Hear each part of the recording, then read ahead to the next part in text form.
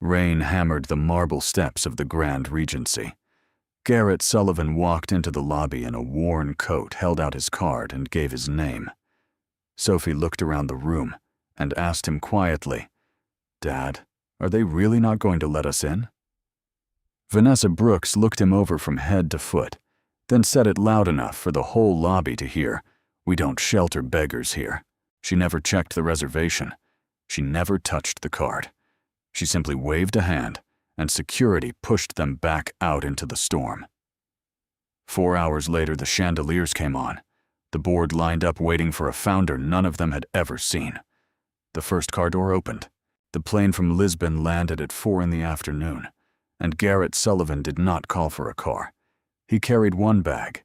He wore a canvas coat that had gone soft at the elbows, a coat he had owned since before the first Grand Regency ever opened its doors, and he wore it because for 14 months he had lived in places where nobody cared what a man's coat cost. Sophie walked beside him through the terminal quiet, tired, her hair still damp from the rain that had followed them in from the coast. They had been away a long time, long enough that Sophie had stopped asking when they were going home, because home had stopped being a fixed address the year her mother died. Garrett had built a hotel company across 4 continents and had spent the last 12 years watching it grow from a distance through reports and quarterly numbers and the steady voice of the man who ran it for him. He had never posed for a photograph. He had never given an interview. There were perhaps a dozen people alive who could have picked him out of a crowd, and not one of them worked in a lobby. That was by design, and the design had a line in it he had written himself. The founder does not appear. His name went onto the deed and the board minutes, and nowhere else. The website carried a single paragraph about a man who preferred to let the work speak, and it did not carry his name. And Benjamin Carter signed everything that reached the public. It had seemed elegant at the time. A quiet man could see things a famous one never would. He was about to find out what it cost. The flagship stood on Wilshire, 16 floors of limestone and glass, with a fountain in the courtyard that his wife had chosen from a catalog one afternoon in a rented apartment with no furniture in it. Sarah had picked the marble too. She had walked the empty shell before there were walls and told him the ceiling had to be high enough that a person felt taller when they stepped inside, not smaller. He had built it that way. Every Grand Regency in the world had that ceiling now. He had booked a suite 2 weeks earlier under his own name through the ordinary website the way anyone would. He had not told Benjamin he was coming. He did not want the red carpet, the champagne on ice, the assistant manager standing at attention by the elevator. He wanted one night in the building his wife had drawn on the back of a napkin with his daughter, and then a hot shower and 12 hours of sleep. The rain started while their taxi crawled through Beverly Hills traffic. By the time they reached the courtyard, it was coming down in sheets, and the fountain was overflowing, and the doorman under the awning did not step out with an umbrella because he was watching a black Bentley pull in behind them. Garrett paid the driver in cash. Sophie pulled her jacket over her head, and they ran the last 20 feet to the doors. Inside, the air smelled like cut lilies and cold stone. 60 or 70 people filled the lobby, a wedding party in one corner, a line of businessmen at the concierge desk, a woman in a fur coat complaining about her car. Water ran off Garrett's coat and pooled on the marble. Sophie's shoes squeaked. Every head that turned toward them turned back again the way people do when they have decided in half a second that a thing is not worth looking at. Behind the front desk stood a young woman with her hair pinned back and a name tag that read, Grace Parker. She had been on shift since 6 that morning. She looked at the 2 soaked figures crossing her lobby and reached under the counter for a towel before either of them reached her, because that was what her mother would have done, and because a towel cost the hotel nothing. Garrett set his bag down, put his card on the counter, gave his name, and asked for the reservation under Sullivan. His voice was low and even, and he did not seem embarrassed by the water running off him, which Grace noticed, because everyone who came in wet apologized for it. This man did not. He simply looked around the lobby the way a man looks at a room he has been away from for a long time. The name meant nothing to her. There was no reason it should have. In 4 years at that property, she had never once heard the founder called anything but the chairman. Grace had the card in her hand and her fingers on the keyboard when the heels came across the marble behind her, quick and sharp, and stopped. Vanessa Brooks had run the flagship for 4 years. She had turned it into the highest margin property in the portfolio, and she had done it by understanding one thing. With total clarity, the Grand Regency did not sell rooms. It sold the feeling of being among the right kind of people. Her staff had a term for what she did on the floor. She called it curating the room. She walked it 3 times a day, and what she was looking for was anything that did not belong. She saw the puddle first, then the coat, then the man in it. "Miss Parker." Vanessa's voice carried pleasant and clear the way a hostess speaks across a dinner table. "Step back from the desk, please." Grace's hand froze over the keyboard.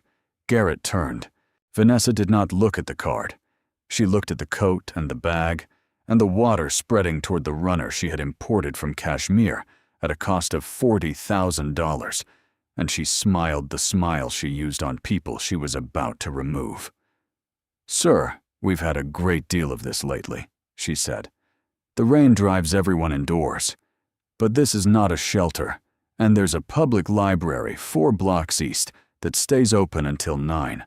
There's a reservation under my name," Garrett said. "Sullivan. 2 nights. It's paid." "I'm certain there is." Her tone did not change at all. That was the thing Grace would remember afterward, the way it never changed. "Sir, I have been doing this for 22 years. I can tell you the price of a man's watch from across a room. I don't need a screen to tell me what I'm looking at." Sophie stepped forward, dripping, and looked around at the wedding party at the Marble, at the 50 faces that had now stopped pretending not to watch. She spoke quietly, and only to her father. "Dad, are they really not going to let us in?" Vanessa laughed. It was a small laugh, almost kind, and it landed in that lobby like a glass breaking. "We don't shelter beggars here," she said loud enough for every person in the room to hear. Garrett did not raise his voice. He picked the card up off the counter and held it out, and asked her to run it. Just run it. And if it declined, they would leave and never come back. Vanessa put her hands behind her back. It was a gesture Grace had seen her make 100 times with vendors and salesmen and job applicants, and it meant the conversation was already over. "I'm not going to run it," Vanessa said, "because in 30 seconds, you'll tell me the chip is damaged, and then you'll ask to use the phone, and then you'll ask for a manager, and by then, you will have been standing in my lobby for 10 minutes, which was the entire point of coming in. I've seen the routine. It's a good one. It isn't going to work today." "Look at the screen," Garrett said. "It will take 4 seconds." "Sir, look at yourself." The wedding party had gone completely quiet. The woman in the fur coat had her phone up filming. Grace, standing frozen with the towel still in her hand, heard herself speak before she had decided to. "Miss Brooks, I can pull it up right now. It's 1 keystroke. If there's no reservation, then there's no reservation, and we've lost nothing." Vanessa turned her head, and for the first time her expression changed. Not to anger. To something colder and more patient, the look of a woman filing something away for later. "Miss Parker, do you know what I was told when I took this property? That the front desk is not a customer service position. It is a filter. Everything on the other side of that door is chaos, and everything on this side is worth $800 a night, and the only thing standing between the two is the person who decides who walks through. That is your job. You have just failed to do it in front of 60 guests." She looked back at Garrett.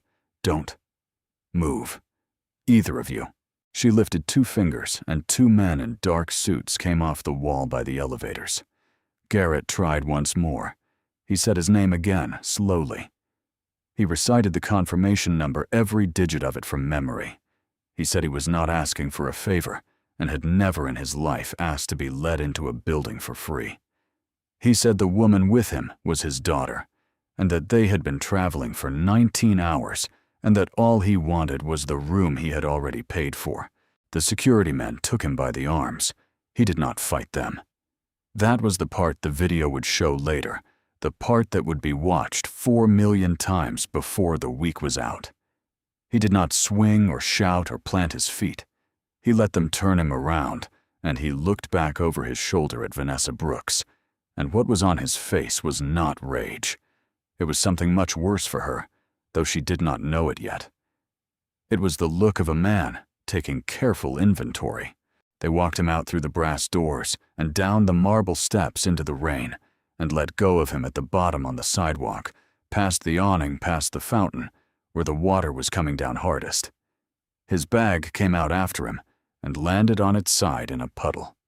Sophie came out on her own, walking, refusing the hand on her arm, and she stood beside her father with the rain flattening her hair against her skull. Vanessa followed them to the top of the steps, because she had learned long ago that a removal was not finished until it had been witnessed. She stood in the dry with her arms folded.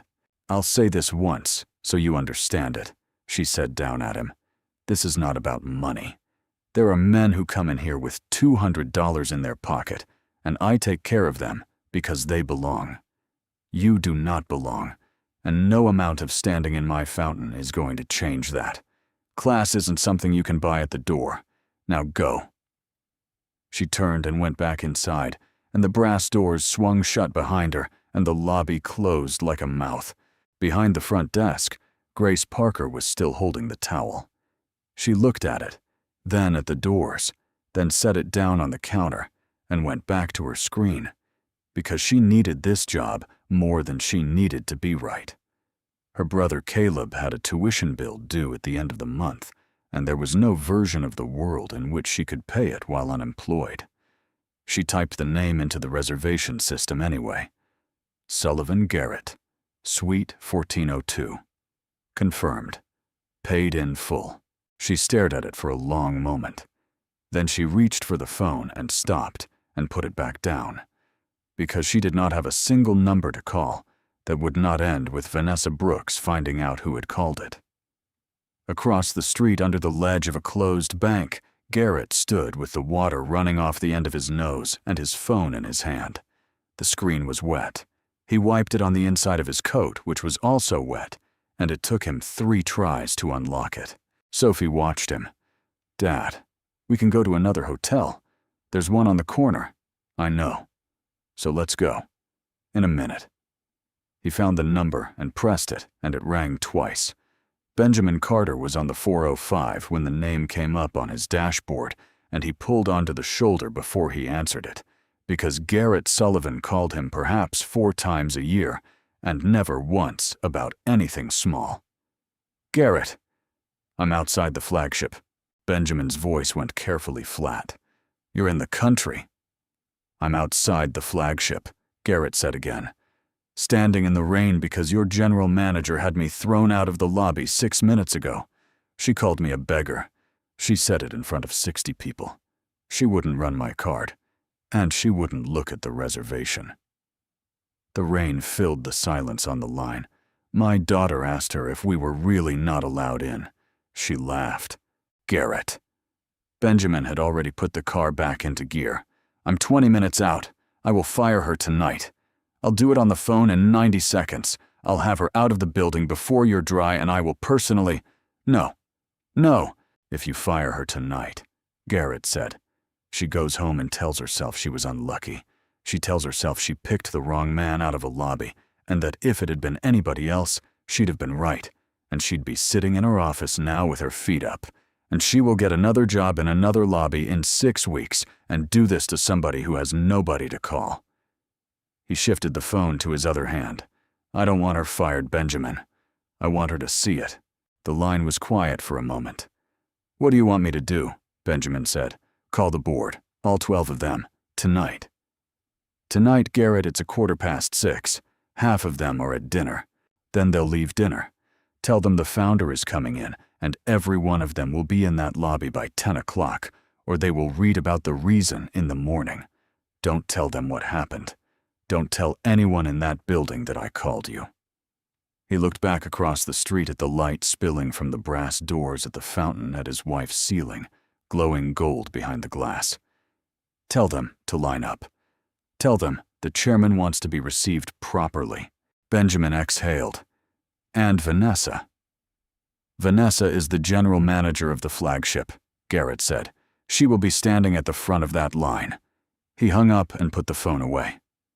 Sophie was staring at him. "You're not going to change." "No. You've got until 10 o'clock. You'll be standing in front of 12 directors looking like what she saw." He picked the bag up out of the puddle.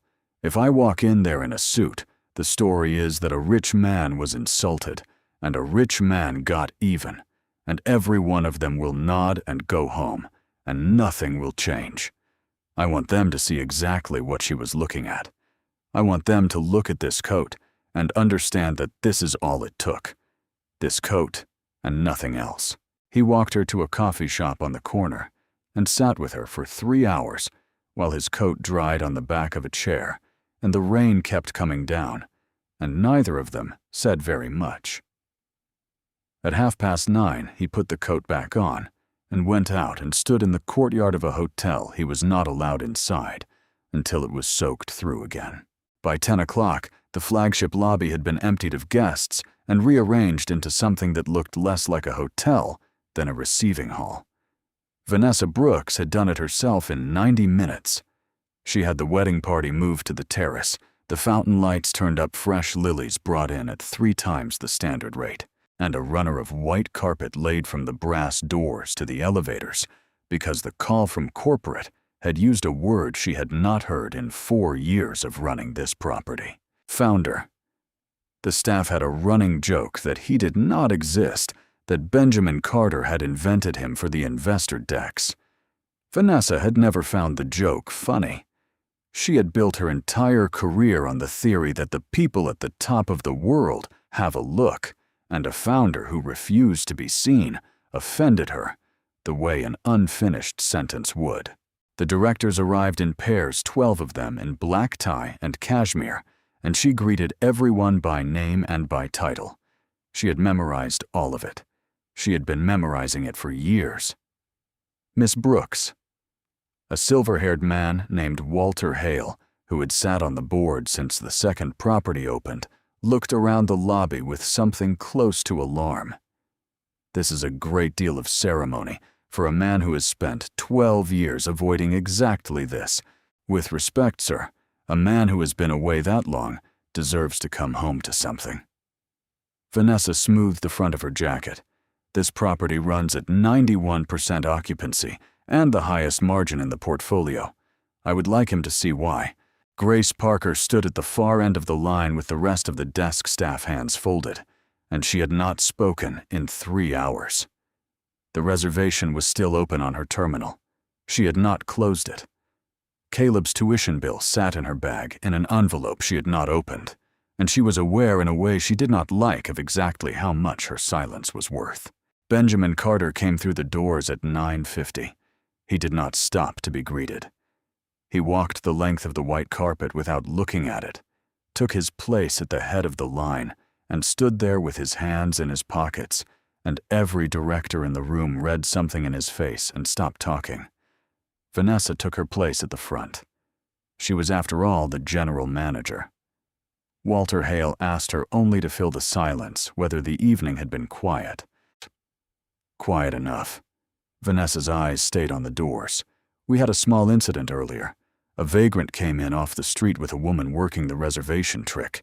They soak themselves in the rain. First it makes people uncomfortable, and then they stand there long enough that the staff will do anything to make it stop. I had him removed." Removed? Physically. He stopped being a guest the moment he came through that door looking like that. She said it without heat, the way a person reports a maintenance issue. "I'll be honest with you, sir. I take a certain pride in it. This is the flagship. Half the people in this line are worth 9 figures. I'm not going to have them stepping over a man in a wet coat on their way to the elevator. That is what the $800 buys. Not the sheets. The certainty about who else is in the building. Benjamin Carter turned his head very slowly and looked at her. You didn't check the reservation, he said. There was no reservation. You checked. Vanessa met his eyes without a flicker. 22 years, Mr. Carter. I don't need a screen to tell me what a man is. Down the line, Grace Parker closed her eyes. Outside headlights swung into the courtyard, and the doorman moved, and every spine in the lobby straightened at once. The chairman's car was Benjamin Carter's own, a black sedan, with the company crest on the door, sent across the street 20 minutes earlier to collect a man standing in a courtyard in the rain. It rolled to a stop at the bottom of the marble steps. The doorman went down with an umbrella and opened the rear door. Garrett Sullivan got out. He had not changed. The canvas coat was soaked through and dark at the shoulders. His hair was flat to his head, his shoes squelched on the marble, and he carried the same bag, still wet, still dented on one side from where it had landed in the puddle. Sophie stepped out behind him. They came up the steps and through the brass doors and onto the white carpet, and for 2 full seconds, nobody in that lobby moved, because 12 directors were looking at the umbrella and the company car, and the man who had come out of it, and none of it fit together. Vanessa Brooks did not look at the car. She had been staring at the doors, waiting for a founder, and what came through them was the coat. It was the only thing she saw. It was the only thing 22 years had trained her to see, and her voice was out of her mouth before her eyes had finished traveling upward. Security. She lifted 2 fingers exactly as she had at 6 o'clock. I told you what would happen if you came back. Get him off my carpet. Nobody moved. She turned her head. The 2 men in dark suits were standing perfectly still by the elevators, and both of them were looking somewhere over her shoulder. She followed the look. Benjamin Carter had stepped forward onto the carpet, and he was not looking at her at all. He crossed to the man in the wet coat, stopped in front of him, and inclined his head. "Mr. Sullivan," Benjamin said, "welcome home, sir." And behind him, all 12 directors of the Grand Regency Group bowed. Vanessa Brooks stood at the front of a line that was bending toward a man she had thrown into the rain. Walter Hale came forward, and he did not lower his voice. "Sir, 12 years, and I had begun to wonder if I ever would. You have now," Garrett said. He set the wet bag down on the white carpet deliberately, and a dark ring spread out from it. He looked up at the ceiling high enough that a person felt taller, stepping inside. And then he looked at Vanessa. "Miss Brooks, you want to know why the founder never shows his face? I wrote it into the charter myself, and the reason was that I wanted to be able to walk into any building with my name on it and find out what it was actually like to be a stranger there." The color was going out of her face in stages from the top down. "Tonight I found out." She spoke, and the sound that came out was not quite her voice. "You didn't tell me who you were. I told you my name. I told you the confirmation number, every digit standing in front of you." He did not raise his voice, and that was worse. "You didn't want a name, Miss Brooks. A name is data. You had already made the decision before I opened my mouth, and everything I said after that was noise coming out of a coat." Benjamin held out a tablet. On the screen was the reservation still open, still confirmed, still paid, and the timestamp on the terminal that had pulled it up at 6:14 in the evening after the removal from the front desk under the login of Grace Parker. Garrett looked at it for a long moment. Then he looked down the line. "Miss Parker." Grace stepped out. Her hands were shaking, and she put them behind her back so nobody would see, and it took her 4 steps to cross that carpet, and every director watched her do it. "You reached for a towel before I reached the counter," Garrett said. "You offered to run the card, and when they threw me out, you pulled up the reservation anyway, knowing it would prove your general manager wrong, and knowing what she would do to you for it." He glanced at Vanessa. Did she know what it would cost her? "She knew," Vanessa said flatly. "I told her the front desk is a filter, not a service. In front of 60 guests. Yes. Garrett turned back to Grace. And you did it anyway. Grace found her voice from somewhere. It was one keystroke, sir. It cost nothing to check. It cost everything not to. He looked at her for a moment and then he addressed the room, and his voice went flat and carrying. And this was the part that 12 directors would repeat to other people for the rest of their lives. Vanessa Brooks is terminated as of this moment. Not for insulting me. I want that understood by every person in this building, because if the story that leaves this room is the boss got humiliated and the boss got even, then I have wasted 12 years. He looked at the marble, the lilies, the $40,000 runner. She is terminated because she built a machine that measures human beings by the price of their shoes, and she was rewarded for it quarter after quarter by us, by this board. We paid her bonuses for 91% occupancy, and never once asked what she was doing to the people she turned away at the door. There were guests in this lobby tonight who saved a year for one night in it. Every one of them watched what happened to me and learned exactly what this hotel thinks a person is worth. A chair had been carried out and set on the carpet for the founder. He put his hand on the back of it and did not sit down. Grace Parker is acting general manager of this property, effective now. Somebody in the line made a sound. Vanessa Brooks laughed once, sharp and disbelieving, and the sound cracked in the middle. She's a front desk clerk, Vanessa said. She's 29 years old.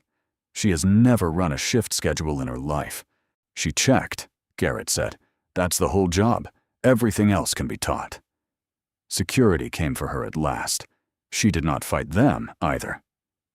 She walked out through the brass doors and down the marble steps into the drizzle past the fountain, and she stopped at the bottom and turned and looked up at the lit doors of the Grand Regency, the way he had looked up at them 4 hours before.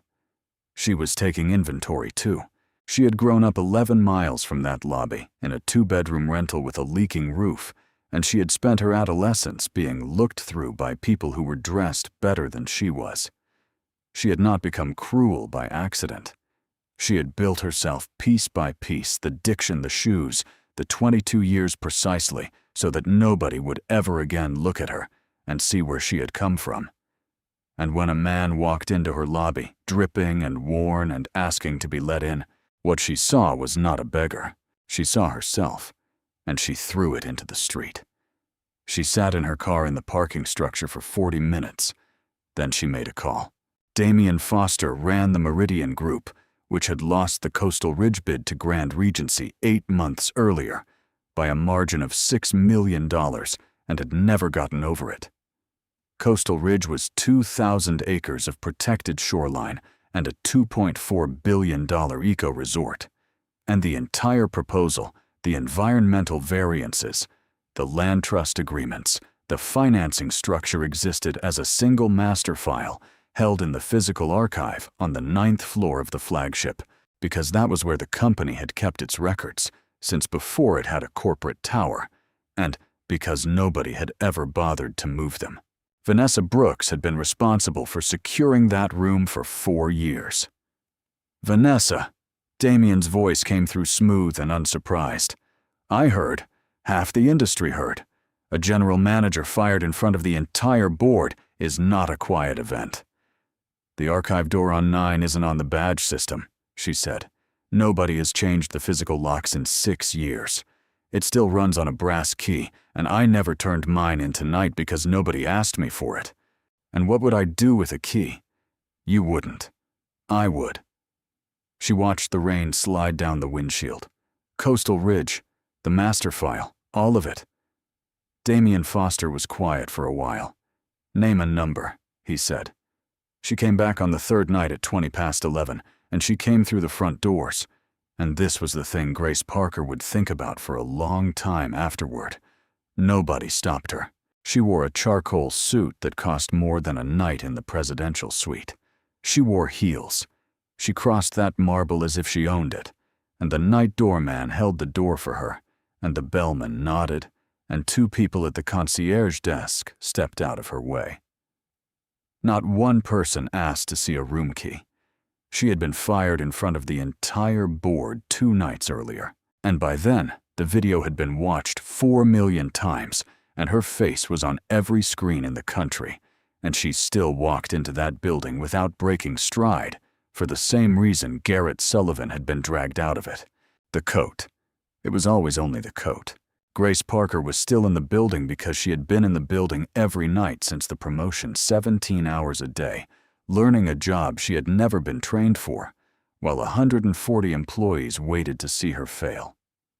On her first full day, she had walked the property with the head of facilities, a heavy, quiet man named Harold Dunn, and she had asked him a question nobody had asked in 6 years: which doors in this hotel are not on the badge system? There was one, 9th floor, brass key. 6 keys ever cut, 5 accounted for.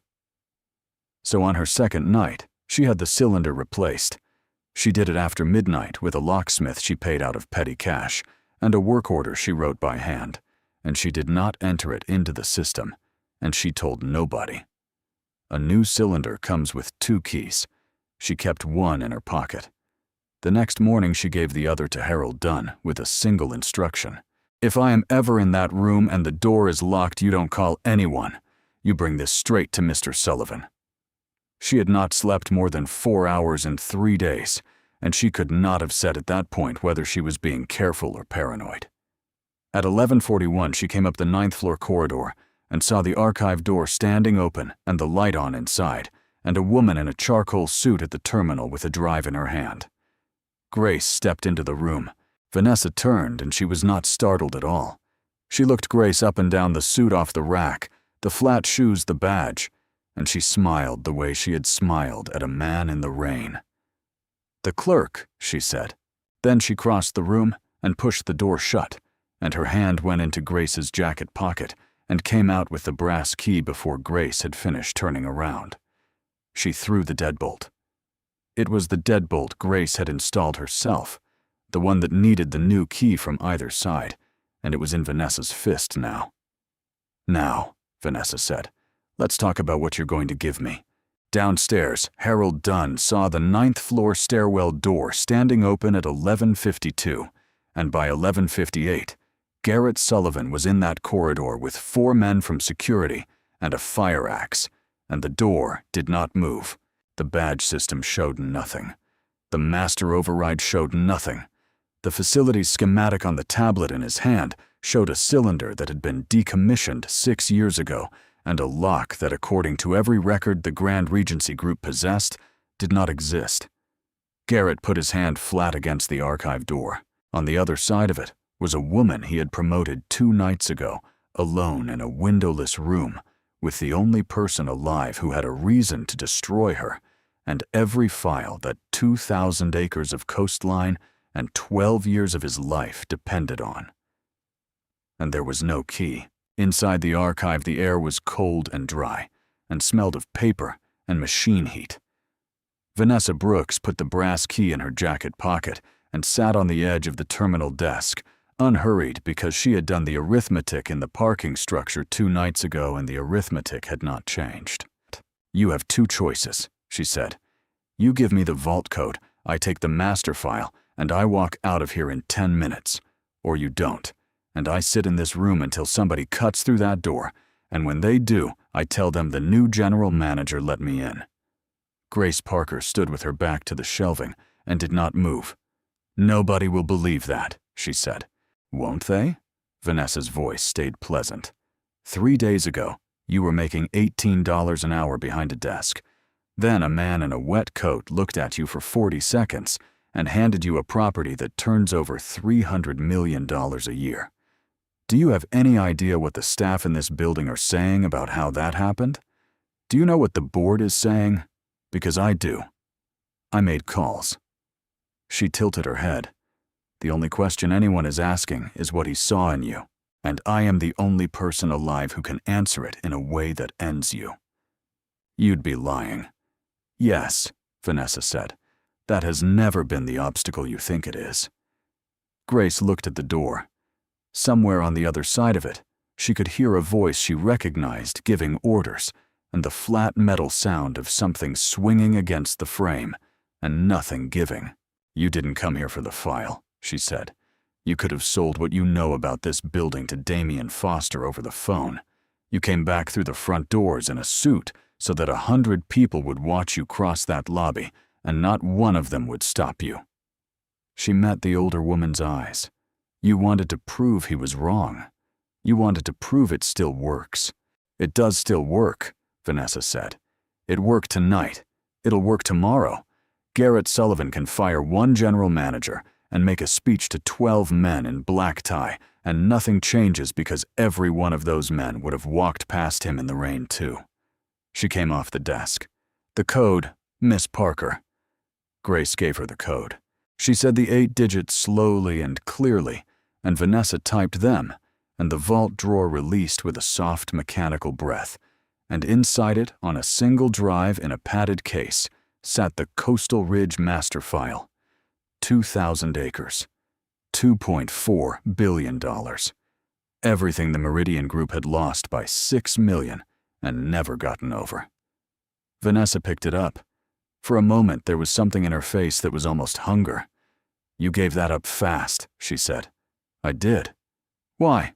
Grace pushed off the shelving, walked to the terminal, turned the monitor so Vanessa could see it, and typed 6 characters.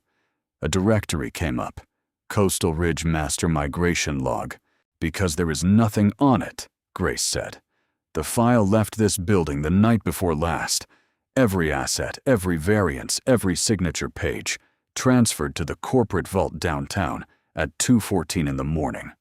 What's in your hand is a copy of the working draft from March. It is 4 months out of date and about $700 million wrong. And if the Meridian Group builds from it, they will build a resort that cannot be permitted on land they cannot finance. And it will take them a year and a half to find out." Vanessa's hand did not move. "The night before last," she said. "The night after I found out that this door has a brass key and the badge system has never logged a single entry through it." Grace's voice stayed level. "The lock came next.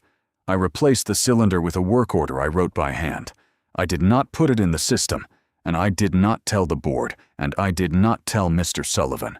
I left one thing in that vault, and it was the March draft, and I left it there because a woman who had been humiliated in front of 12 directors was going to come back for something, and I wanted to know what." The drive in Vanessa's hand had begun to look like exactly what it was, which was a piece of plastic. "You baited me.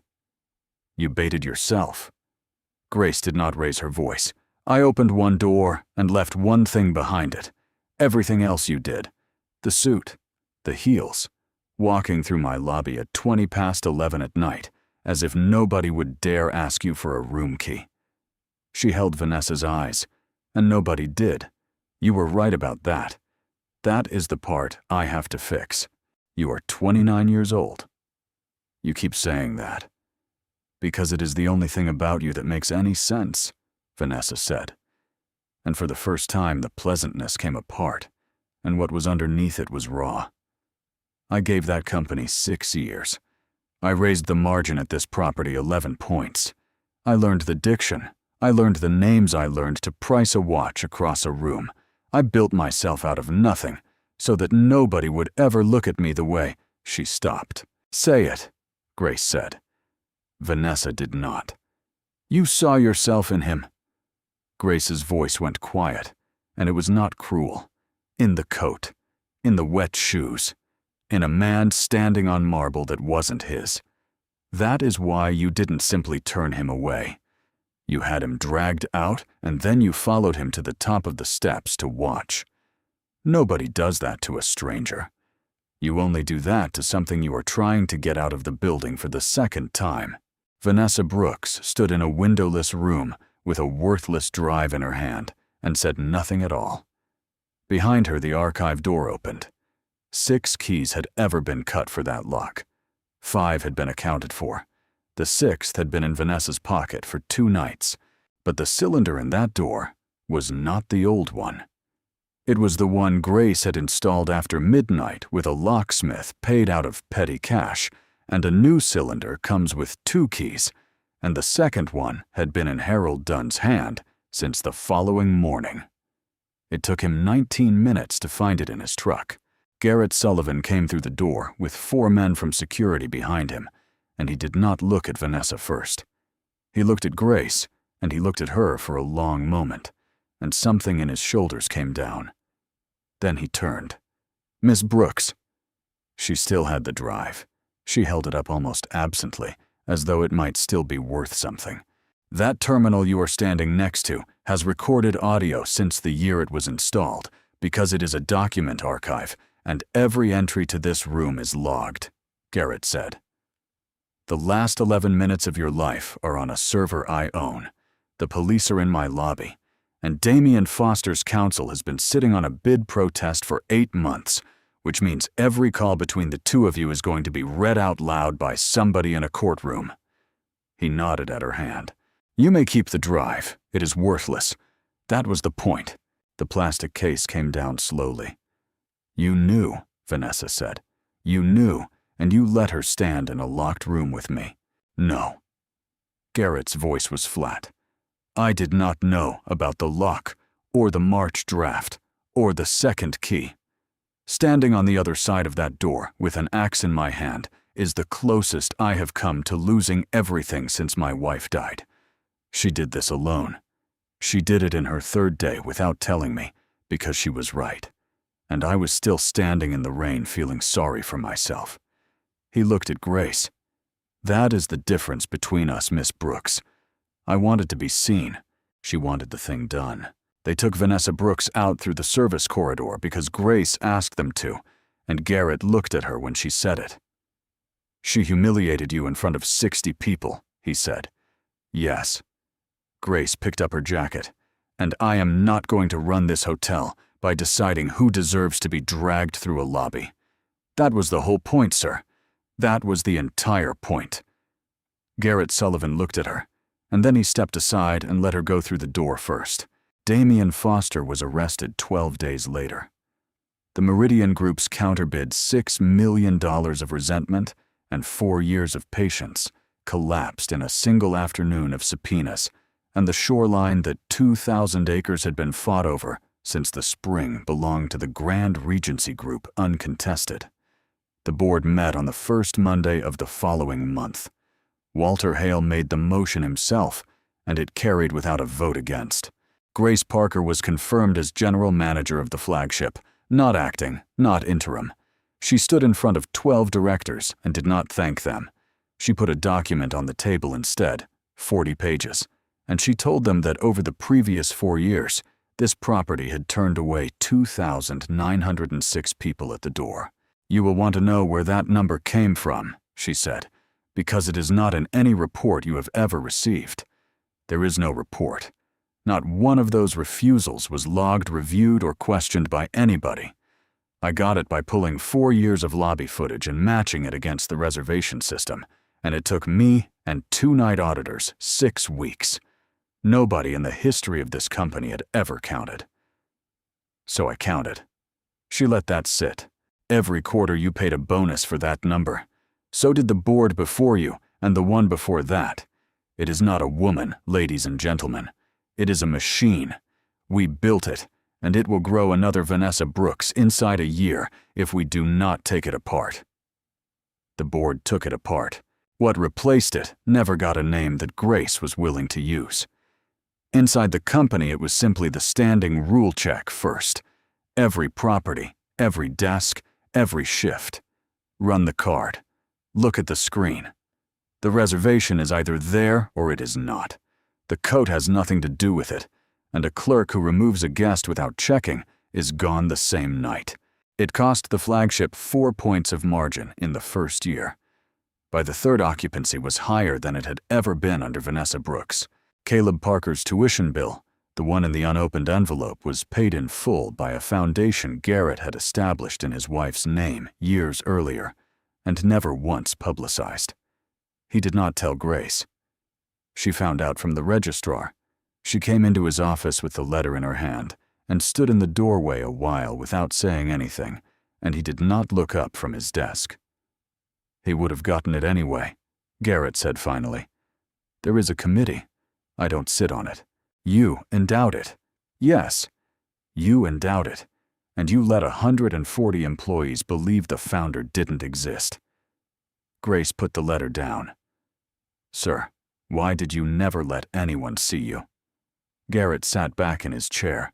Because I was afraid that if they saw me, they would stop telling me the truth, he said.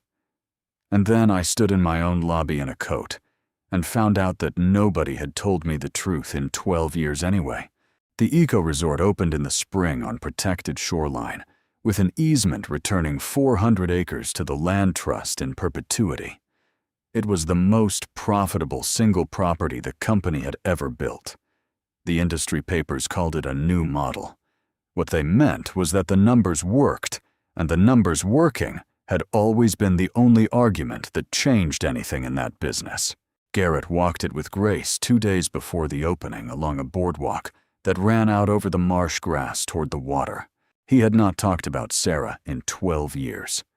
He talked about her that afternoon in short, flat sentences, the way a man reads out an inventory, that she had chosen the fountain out of a catalog, that she had walked the flagship before it had walls, that she had told him the ceiling had to be high enough that a person felt taller stepping inside, and not smaller, and that he had built every hotel in the world that way, and then paid a woman to spend 4 years making people feel smaller in the room his wife designed. That is not what killed her, Grace said. No, and it isn't what has kept you in airports for 12 years either. Garrett looked out at the water. No, he said, it isn't. Sophie was waiting at the end of the boardwalk where the light was, and she had been watching the two of them come down it for a while. When her father reached her, she looked past him at the resort and the shoreline and the whole 2,000 acres of it, and she asked him the same question she had asked in a lobby with the rain running out of her hair. Dad, are they really not going to let us in? Garrett Sullivan laughed. It was a strange sound, and it surprised him more than it surprised either of them. No, he said, we're already in. They were married 2 years later in the courtyard of the flagship under the ceiling Sarah had drawn with the fountain running. It took 2 years because Grace refused to have it any sooner. She told him on that boardwalk that half the industry already believed she had been handed a $300 million property because a man in a wet coat had liked her face, and that if she married him inside 18 months, she would spend the rest of her career trying to prove otherwise and never once win. So she ran the flagship. Then she ran the Western portfolio. Then she ran Coastal Ridge, and the numbers came in. And the numbers had always been the only argument that changed anything. And by the time she said yes, there was not a person left in the company who could say the word clerk about her without being laughed at. Sophie stood beside them. Caleb Parker came with a degree in his hand and a term sheet in his jacket for a company he had started with capital, from a fund that had once been an envelope his sister could not afford to open. The case against Vanessa Brooks took 1.5 years to close. She was serving her sentence by the time of the wedding, and she wrote one letter, and it was not to Garrett. It was to Grace. It ran to a single line, and Grace read it once and did not answer it, and did not throw it away. You checked. That was all it ever was, wasn't it? The Grand Regency Group operates in 9 countries now. There is a photograph in the lobby of the flagship hung low at the height of a person standing at the front desk, waiting for their card to be run. It shows a man in a soaked canvas coat on white carpet with a wet bag at his feet and 12 directors in black tie bowing to him. There is no caption. There has never needed to be one.